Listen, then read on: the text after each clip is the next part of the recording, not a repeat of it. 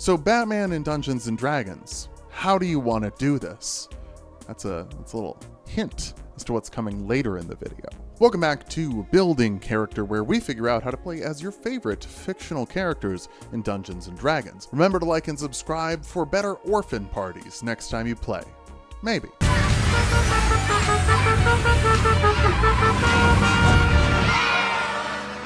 Batman! You're my hero! Today we're building Batman.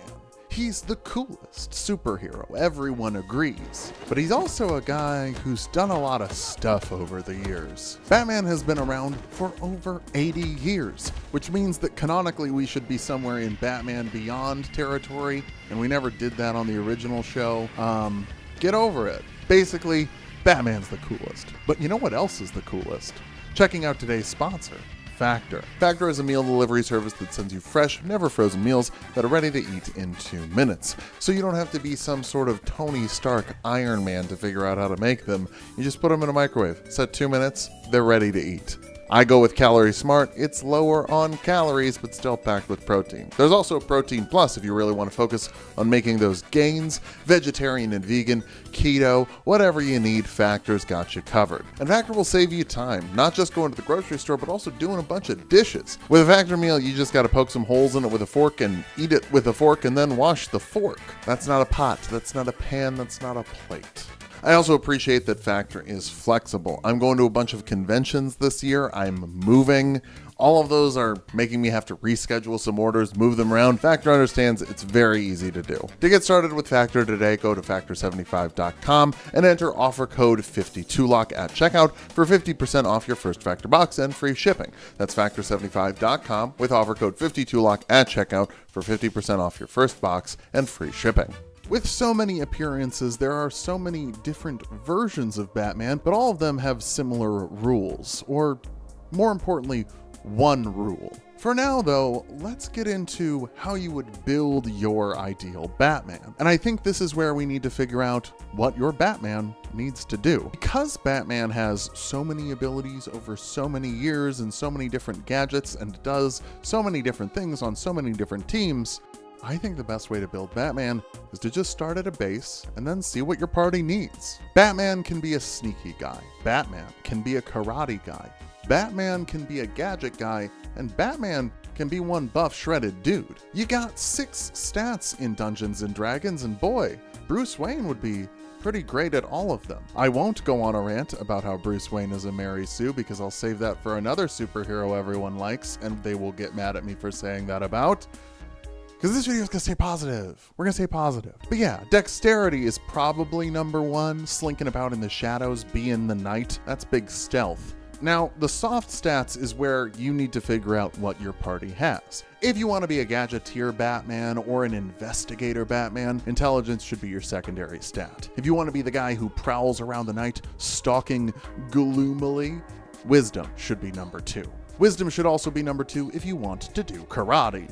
Finally, if you want to be the symbol of fear, that's intimidation. That would be charisma as your number 2 stat. So check what your party is doing. Do you already have a big face guy who's going to be chatting everybody up? Do you have a smart detective lady who's going to be, doing the investigation checks wizard style? Do you have a non-binary wisdom character? Because we all know activating your wisdom is non-binary behavior. That's just a goof. I'm just goofing. I just gendered charisma as male and then decided to mix it up with the other 2. I don't know. Whatever your end goal is as Batman, you should probably start as a rogue because the rogue skill tree is so perfect for Batman, and Batman needs a lot of skill proficiencies. I'm talking athletics, acrobatics, stealth, intimidation, investigation, and perception. Are there other skills you could get? Sure. Persuasion for a charming Bruce Wayne alter ego. Survival to track clues and stuff. Sleight of hand if you want to be a cunning roguish type. But those first 5, those are mandatory for a Batman. Rogue starts with 4. You can pick another one up from being a human and 2 more from your background. And if you care about official backgrounds, yeah, it's noble and that's history and persuasion. So whatever. If you also don't want to make your Batman a human, that's fine. You don't have to. You make him a damn peer. Make him a damn peer. Sorry, I try not to swear in these. I feel like damn is a PG one though, so whatever. After that, though, the world is your oyster. You could go into monk and then probably jump over to fighter quickly for a fighting style and unarmed fighting to get your martial arts die up higher. You could focus solely on rogue and be an inquisitive to be the world's greatest detective, a thief to get second story work, go up buildings fast, jump across buildings well, or assassin to get the drop on people. You trained with assassins up in the mountains. As far as monk subclasses go, I probably wouldn't do anything other than open hand. Everything else is a little too funky for Batman, but this is your character, do whatever you want. Please understand, you can always do whatever you want. I can never arrest you from going off of the build, and the whole point of this new series is that there isn't really a hard build. We're gonna build the character like we're sitting across the table from each other, bouncing ideas off of each other. If you go Artificer, we've done a combo on the show before where you go Battlesmith.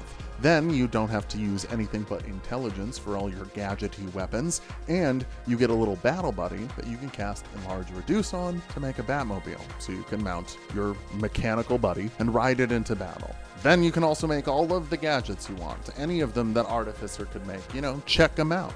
They're neat. Gloomstalker is that edgy combat Batman who's really gonna ambush someone and beat them down before the fight even starts. You also get some ranger spells, but ranger spells could be very Batman. Hunter's Mark, you're telling me that's not Batman? Just clicking his little visor and putting a targeting indicator on them. And for charisma, you could brace yourselves, hold on, strap yourselves in, it's fine. Go Bard. Look, I know a lot of people don't like it when I go Bard for stuff, but Bard gives you an extra skill. Bard gives you extra expertise. The Bard spell list is all about diversions, smoke bombs, pyrotechnics, theater kid stuff. Because Batman, deep down in his heart, is a theater kid. He puts on eyeliner, puts on a costume, and he wants everyone to think he really is a bat. Through theatricality and magic. College of Whispers, probably. Or College of Lore, just for the extra skills. I mean, Batman's a guy who could really have pretty much every skill on the list. Well, Batman doesn't seem like a nature guy, really, because he hacks Poison Ivy's crap all the time. You could grab Deception, because he keeps up the alter ego. Performance, because again, theater kid energy. Am I blue? Am I blue? Ain't these tears in my eyes telling you? There are so many different ways you could build Batman, and you should really build it to what your party needs. Because when Batman's just in Gotham, he's one of the strongest people in Gotham. Certainly the strongest without steroids or being a crocodile man.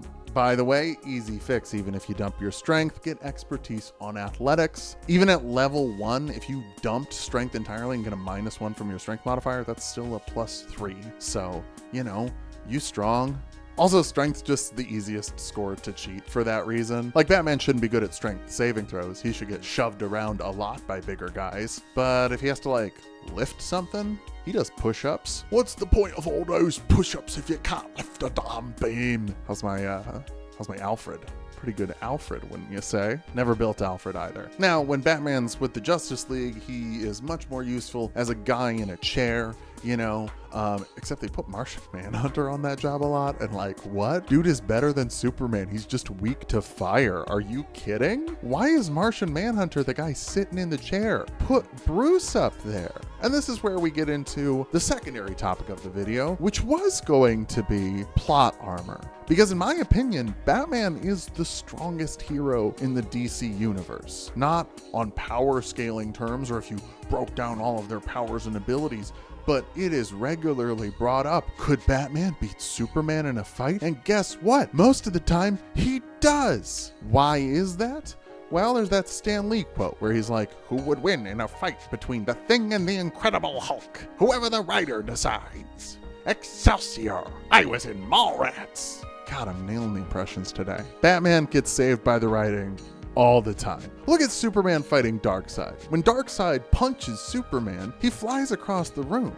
Superman's a guy who can stop a train and get pushed like a little bit. If Batman got hit by a train, he would be vaporized. I don't know if you've seen anyone get hit by a train. I have, because in middle school, someone showed me a very dark video that still haunts me to this day. Then when Batman gets hit by Darkseid, he also just gets knocked across the room. Darkseid ain't pulling his punches. Darkseid isn't Spider-Man, the character that I'm going to talk about for Mary Sue reasons later that everyone's going to get mad at me for.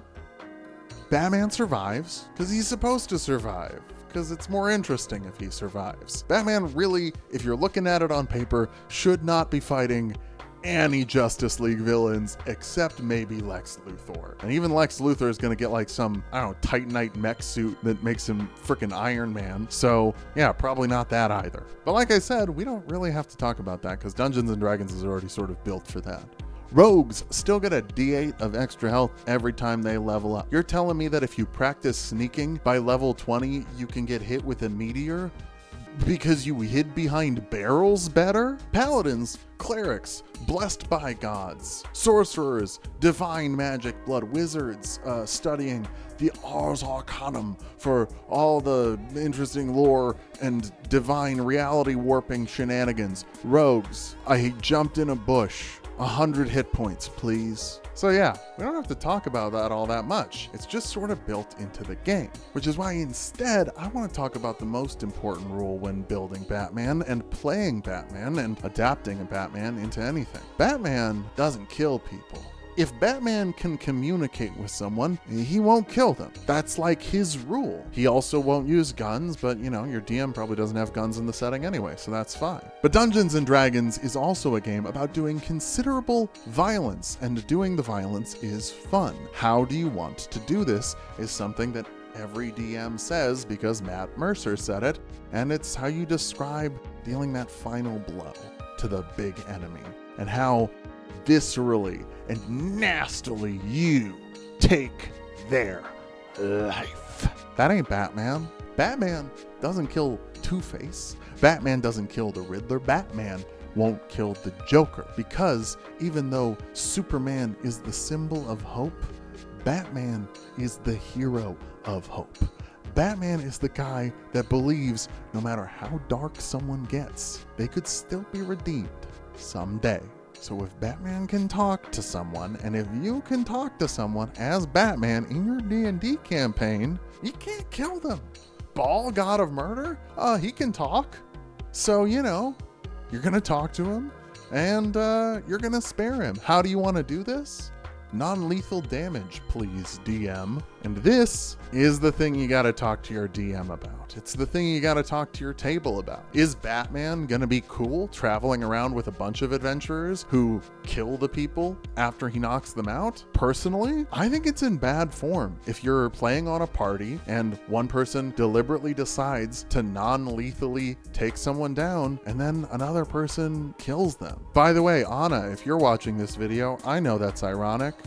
Whoops. I've done it. I've done it. They threatened my kids. They threatened my kids in game. I don't have kids in real life, but if I did, redacted. I think there's also some responsibility for the DM here to acknowledge that choice that the player made and not just punish them for it immediately. I know you wrote the biggest, evilest turd, but you also probably wrote them to have like a relatable reason for the things they do something.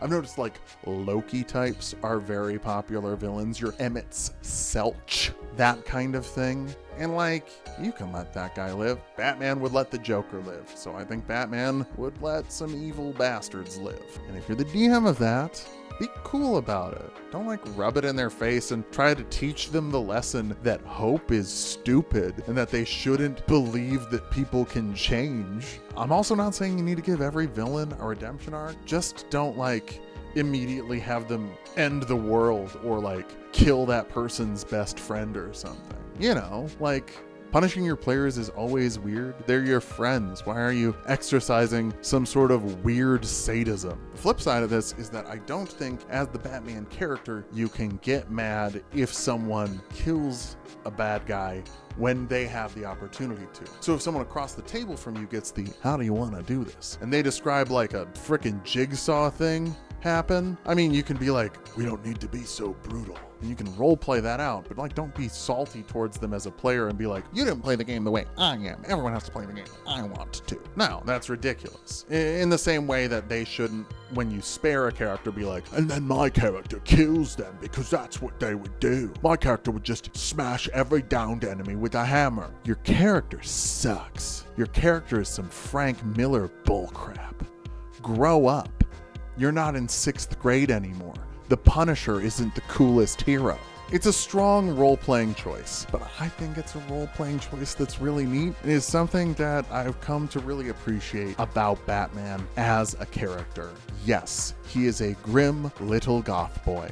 He is the saddest, angriest, broodingest guy, but he also kind of believes that everyone can change. You know? Yeah, you might used to be a piece of crap, but you unslick that hair and you realize people can change, even on a dangerous, dark night. Thanks for watching. If you liked the video, subscribe for more. We're going to try and make more of these all the time. Join the Patreon to support the channel. It's the best place to do it. Check us out on Twitch if you want to talk about this character or any other character we've built. Don't tell me what you would do with the character. I don't want to hear that, please. But, you know, you can talk about the video if you like the video. Check out Tulok the Cardbarian if you like Magic the Gathering. I know a bunch of you like Magic the Gathering because I see you at Magic Cons. Hi. Okay, bye.